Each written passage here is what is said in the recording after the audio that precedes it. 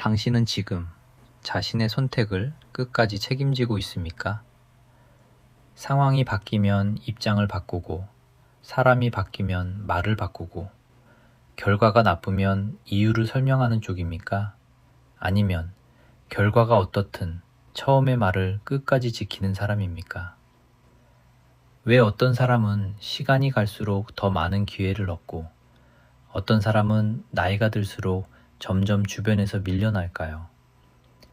능력의 차이일까요? 환경의 차이일까요? 아니면 보이지 않는 한 가지 태도의 차이일까요? 오늘 영상의 마지막에는 당신이 지금까지 신뢰를 충분히 얻지 못했다면 그 이유가 무엇인지 분명하게 정리해 드리겠습니다. 그리고 그 이유는 생각보다 거창하지 않습니다. 우리는 흔히 말합니다. 실패는 누구나 한다. 중요한 건 다시 일어나는 것이다. 그러나 인생을 오래 지켜보면 사람을 갈라놓는 기준은 실패 자체가 아닙니다. 끝까지 책임지는가, 아니면 중간에서 물러나는가, 여기서 갈립니다. 이병철의 인생 철학을 관통하는 한 가지 태도는 화려한 언변이 아니라 결과 이후의 자세였습니다. 구체적 사건이 아니라 원칙에 가까운 태도, 즉 책임에 대한 관점입니다. 이 부분은 역사적 사실이 아닌 철학적 해석입니다. 그는 사람을 평가할 때 얼마나 똑똑한가 보다 얼마나 끝까지 가는가를 더 중요하게 보았다는 해석이 있습니다. 왜 그럴까요? 능력은 조건에 따라 달라지지만 책임은 조건이 나빠질수록 드러나기 때문입니다. 생각해 보십시오. 당신은 최근 1년 동안 스스로 결정한 일을 끝까지 밀고 간 적이 얼마나 됩니까? 중간에 방향을 바꾼 적은 없습니까? 상황을 이유로 선택을 수정한 적은 없습니까?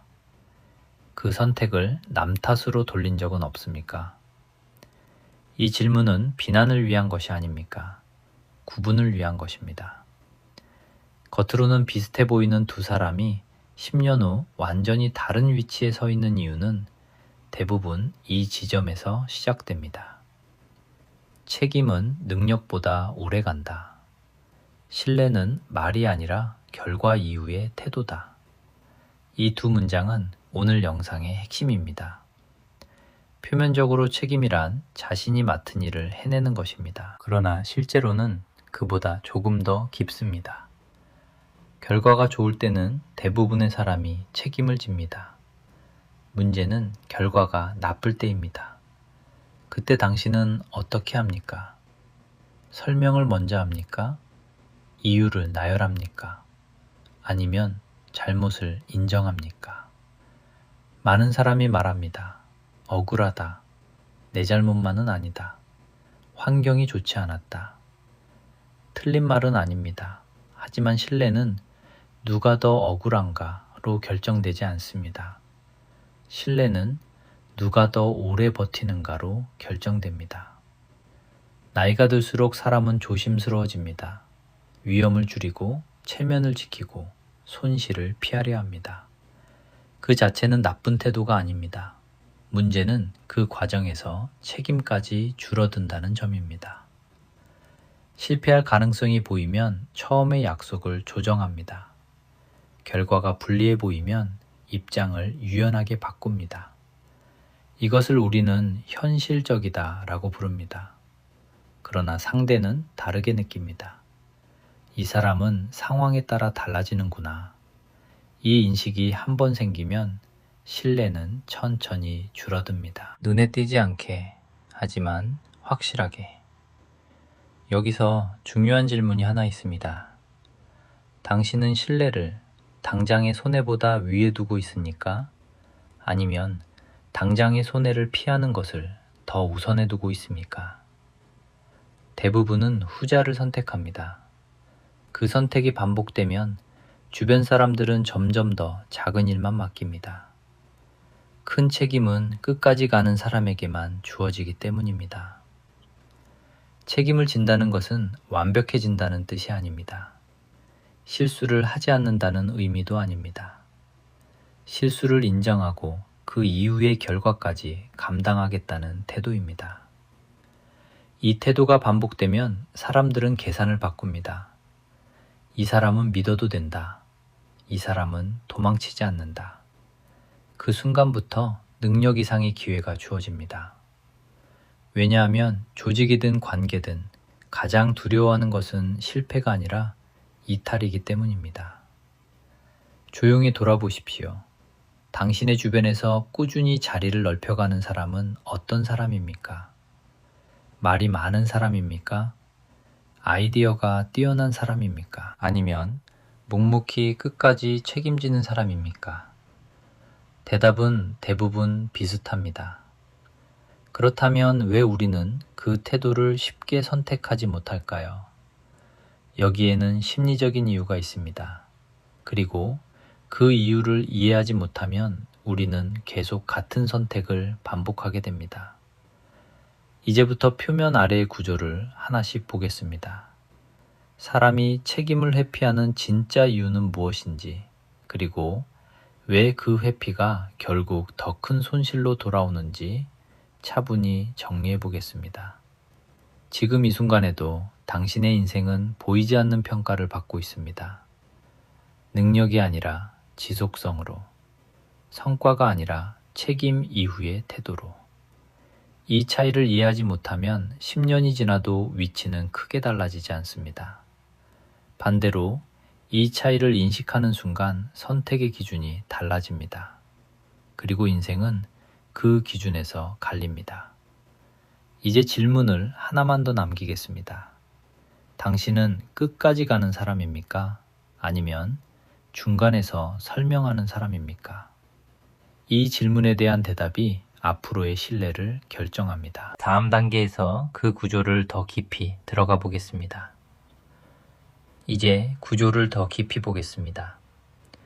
책임은 단순한 도덕적 미덕이 아닙니다. 하나의 전략이며 동시에 심리 구조입니다. 겉으로 보이는 태도 아래에는 세 층이 존재합니다. 첫 번째는 표면의 층입니다. 두 번째는 전략의 층입니다. 세 번째는 심리의 층입니다. 이 세 가지를 분리해서 보지 않으면 우리는 계속 같은 착각을 반복합니다. 먼저 표면의 층입니다. 겉으로 드러나는 책임은 비교적 단순합니다. 맡은 일을 끝내는 것, 약속을 지키는 것, 결과를 회피하지 않는 것. 이 수준에서는 누구나 고개를 끄덕입니다. 문제는 실제 상황에서의 선택입니다. 성과가 기대에 미치지 못했을 때 당신은 무엇을 먼저 말합니까? 과정의 어려움을 설명합니까? 아니면 결과를 인정합니까? 여기서 작은 차이가 생깁니다. 설명을 먼저 하는 사람은 자신의 입장을 지키려 합니다. 인정을 먼저 하는 사람은 자신의 기준을 지키려 합니다. 둘은 비슷해 보이지만 방향이 다릅니다. 입장을 지키는 사람은 순간을 방어합니다. 기준을 지키는 사람은 미래를 확보합니다. 이 지점에서 첫 번째 전환이 필요합니다. 책임을 감정의 문제가 아니라 선택의 문제로 보아야 합니다. 억울함이나 자존심과 분리해야 합니다. 책임은 감정이 아니라 기준입니다. 책임은 감정이 아니라 선택이다. 이 문장을 기억하십시오. 책임을 감정으로 접근하면 상황에 따라 달라집니다. 기준으로 접근하면 상황과 무관해집니다. 이제 두 번째 층으로 들어가겠습니다. 전략의 층입니다. 많은 사람이 책임을 손해로 생각합니다. 인정하면 손해보고 감당하면 불리해진다고 판단합니다. 단기적으로는 맞는 경우도 있습니다. 그러나 신뢰는 단기 손익으로 계산되지 않습니다. 신뢰는 누적 자산입니다. 한 번 쌓이면 기회를 끌어오고 한 번 무너지면 기회를 밀어냅니다. 조직에서 중요한 자리는 능력만으로 결정되지 않습니다. 리스크를 감당한 사람에게 주어집니다. 왜냐하면 조직은 실패보다 이탈을 더 두려워하기 때문입니다. 당신이 책임을 반복적으로 감당하면 주변은 계산을 바꿉니다. 이 사람은 흔들리지 않는다고 판단합니다. 그 순간부터 당신은 선택의 중심에 들어갑니다. 반대로 설명과 조정을 반복하면 당신은 주변부로 이동합니다. 능력이 부족해서가 아닙니다. 위험을 맡기기 어렵기 때문입니다. 여기서 두 번째 전환이 필요합니다. 책임을 비용이 아니라 투자로 보아야 합니다. 지금의 손해가 아니라 미래의 신뢰를 기준으로 판단해야 합니다. 신뢰는 가장 높은 이자다. 이 문장은 전략의 핵심입니다. 돈은 잃어도 다시 벌 수 있습니다. 그러나 신뢰를 잃으면 기회 자체가 줄어듭니다. 이제 세 번째 층으로 내려가겠습니다. 심리의 층입니다. 사람이 책임을 회피하는 가장 큰 이유는 능력 부족이 아닙니다. 두려움입니다. 평가받는 것에 대한 두려움, 실패가 고정되는 것에 대한 두려움, 자신의 한계가 드러나는 것에 대한 두려움. 책임을 인정하는 순간 변명의 공간이 사라집니다. 그래서 많은 사람은 여지를 남깁니다. 완전히 책임지지 않으면 완전히 평가받지 않는다고 믿습니다. 그러나 현실은 다릅니다. 애매한 태도는 애매한 신뢰를 만듭니다. 분명한 책임은 분명한 신뢰를 만듭니다. 여기서 세 번째 전환이 필요합니다. 평가를 피하는 것이 안전이 아니라는 점을 이해해야 합니다. 평가를 감수하는 사람이 오히려 기준을 장악합니다. 당신은 어떤 쪽을 선택하겠습니까? 평가를 피하며 가능성을 남기는 쪽입니까? 아니면 평가를 받아들이고 신뢰를 쌓는 쪽입니까? 이제 이 구조를 실제 영역에 적용해 보겠습니다. 먼저 일입니다. 일에서 책임은 결과가 아니라 과정 이후의 태도로 드러납니다. 프로젝트가 실패했을 때 원인을 정리하는 사람과 책임을 인정하는 사람은 다르게 기억됩니다. 상사는 능력보다 안정성을 봅니다. 동료는 화려함보다 일관성을 봅니다. 책임을 반복적으로 감당하는 사람은 점점 더 중요한 의사결정에 참여하게 됩니다. 업무에서의 기준은 단순합니다. 맡은 일은 끝까지 간다. 잘못은 먼저 인정한다. 결과는 숨기지 않는다. 이 세 가지가 반복되면 평판은 자연스럽게 형성됩니다. 다음은 관계입니다. 관계에서 책임은 말의 무게로 나타납니다. 약속을 쉽게 하지 않는 사람은 약속을 지키는 사람입니다. 약속을 많이 하는 사람은 약속을 조정하는 사람일 가능성이 높습니다. 관계는 감정으로 유지되지 않습니다. 일관성으로 유지됩니다. 상대는 당신의 말보다 패턴을 기억합니다. 신뢰를 잃는 이유는 큰 배신이 아닙니다. 작은 변경의 반복입니다. 조금씩 밀린 약속, 조금씩 바뀌는 태도, 조금씩 달라지는 기준. 당신은 관계에서 상황에 맞추는 사람입니까? 아니면 기준을 유지하는 사람입니까? 마지막으로 돈입니다. 돈의 영역에서 책임은 더욱 분명합니다. 투자의 결과를 시장 탓으로 돌리는 사람은 다음에도 같은 선택을 반복합니다. 결정을 스스로 감당하는 사람은 기준을 수정하고 성장합니다. 수익보다 중요한 것은 의사결정의 일관성입니다. 돈은 기준을 드러내는 도구입니다. 손실을 인정하지 않는 사람은 더 큰 손실을 부릅니다. 손실을 인정하는 사람은 판단력을 남깁니다. 결국 일과 관계와 돈은 모두 같은 구조를 공유합니다. 책임을 감정으로 다루는가, 기준으로 다루는가. 당신이 반복적으로 선택하는 태도가 당신의 위치를 만듭니다. 능력이 아니라 지속성, 성과가 아니라 책임, 이후의 태도, 여기서 인생의 방향이 다시 갈립니다. 이제 마지막으로 정리해 보겠습니다. 같은 환경, 비슷한 능력, 비슷한 출발선에 선 두 사람이 시간이 지나 완전히 다른 위치에 서는 이유는 무엇입니까? 그 차이는 재능의 크기가 아니라 책임의 밀도에서 나옵니다. 강한 사람과 약한 사람의 구분은 겉으로 쉽게 드러나지 않습니다. 말을 할 때는 비슷하고 계획을 세울 때도 비슷합니다. 그러나 결정 이후의 태도에서 구조가 갈립니다. 강한 사람은 선택을 무겁게 합니다. 약한 사람은 선택을 가볍게 합니다. 강한 사람은 한 번 결정하면 기준을 고정합니다. 약한 사람은 상황에 따라 기준을 이동합니다. 강한 사람은 결과를 자신 안으로 끌어옵니다. 약한 사람은 결과를 바깥으로 밀어냅니다. 이 차이는 하루 이틀에는 보이지 않습니다. 그러나 시간이 쌓이면 신뢰의 총량이 달라집니다. 강한 사람은 실패해도 중심이 남습니다. 왜냐하면 책임을 통해 신뢰를 축적했기 때문입니다.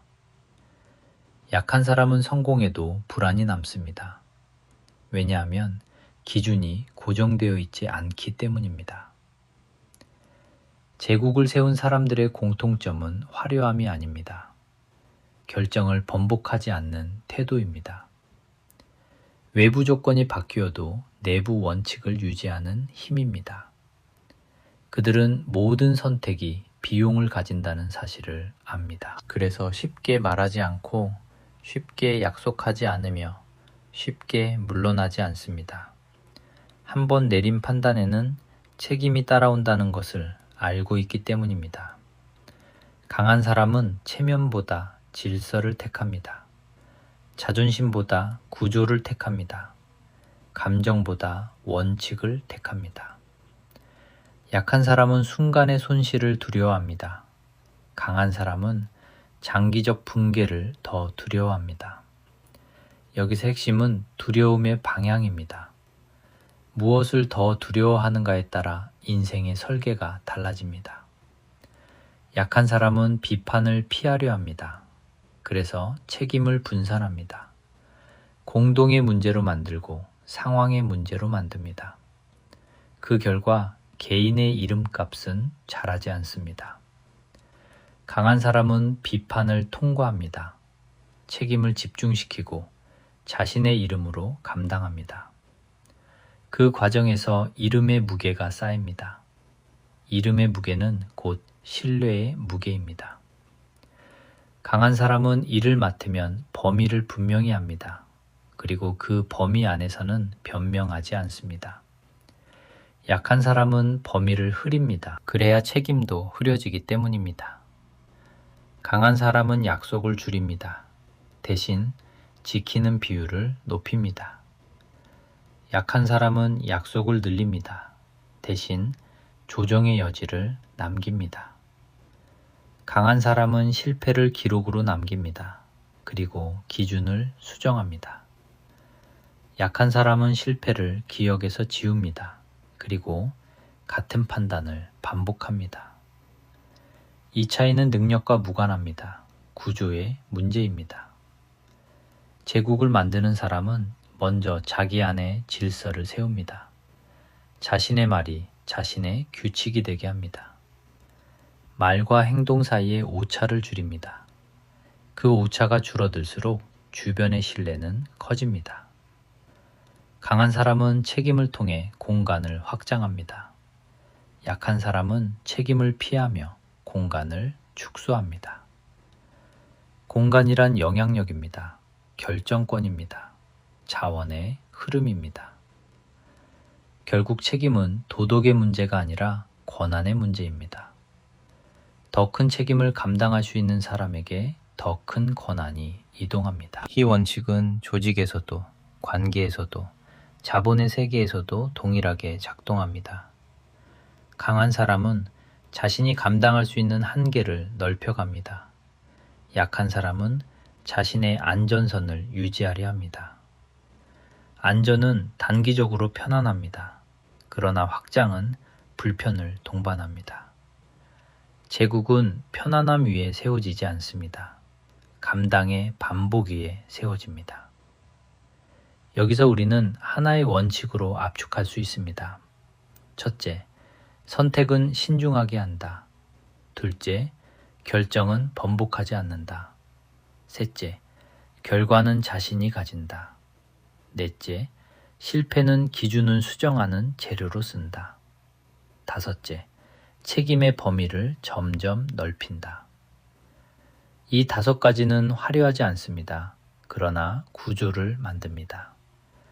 인생은 한 번의 큰 승부로 결정되지 않습니다. 작은 책임의 누적으로 방향이 굳어집니다. 강한 사람은 시간을 아군으로 만듭니다. 책임을 반복하기 때문입니다. 약한 사람은 시간을 적으로 만듭니다. 번복을 반복하기 때문입니다. 지금 당신의 선택은 어느 쪽에 가깝습니까? 기준을 고정하는 쪽입니까? 아니면 상황에 맞추는 쪽입니까? 당신이 오늘 내리는 결정 하나가 당장의 결과보다 더 중요한 이유는 그 결정이 당신의 구조를 만들기 때문입니다. 구조가 만들어지면 신뢰가 쌓이고, 신뢰가 쌓이면 권한이 이동합니다. 권한이 이동하면 영향력이 생깁니다. 이것이 제국을 세운 사람들의 사고방식입니다. 감정이 아니라 원칙으로 움직이고, 원칙을 반복하여 질서를 만들고, 질서 위에 신뢰를 쌓습니다. 그리고 그 신뢰는 쉽게 무너지지 않습니다. 마지막으로 한 문장으로 정리하겠습니다. 끝까지 책임지는 사람이 결국 기준이 된다.